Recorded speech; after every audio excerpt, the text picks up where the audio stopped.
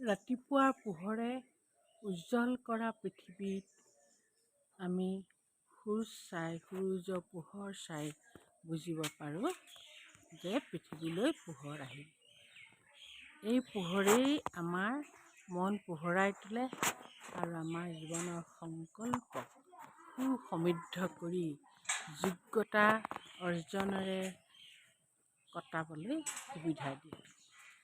পোহৰৰ এই সৌন্দৰ্যৰ বুকুতেই আছে জীৱনৰ অনন্ত ৰহস্যৰ তথ্য উদ্ঘাটন, অভিজ্ঞতা আৰু অভিলাষ পূৰণৰ সাৰ্থকতাৰ বীজ।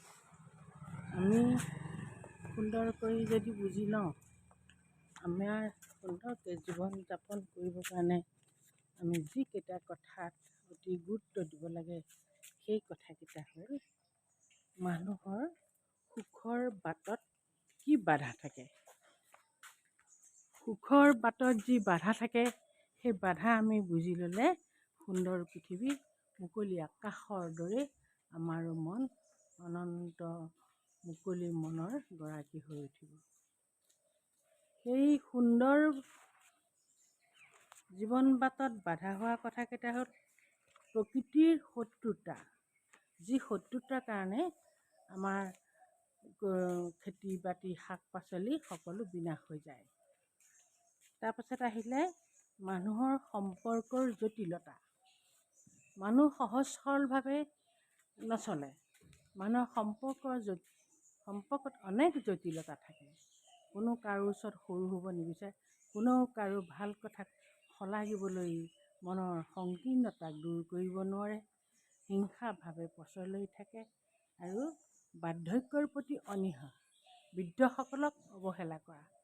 এই কথাকেইটাৰ কাৰণে মানুহে জীৱনত সুখ লাভ কৰিবলৈ অসুবিধা পায় আৰু সুখৰ প্ৰতি বাধা আহে। আৰু আত্মপ্ৰতাৰণা, এই চাৰিটা কথা।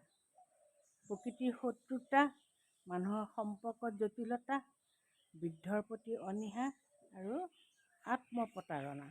এই চাৰিটা কথা শুদ্ধকৈ বুজি ল'লে চলিবলৈ সুবিধা হয় আৰু জীৱনৰো সুখৰ বাটৰ হেঙাৰ আঁতৰি যায়। গতিকে সুখৰ বাটৰ হেঙাৰক আমি আঁতৰাবলৈ কিছু সচেষ্ট হ'ব লাগে। এই পৃথিৱীলৈ পোহৰ অহাৰ দৰে আমাৰো জীৱনৰ পোহৰাই তুলিব লাগে। সকলোলৈকে মই আহ্বান জনাওঁ, আপোনালোকে এইকেইটা কথাত মনোযোগ দিবচোন। চাব, আপোনালোকৰ জীৱন সুখ সমৃদ্ধিৰে ভৰি পৰিব। সকলোৰে প্ৰতি মোৰ আন্তৰিক শ্ৰদ্ধা, ভক্তি আৰু ভালপোৱা নিবেদন কৰি পুৱাৰ শুভেচ্ছা জনালোঁ।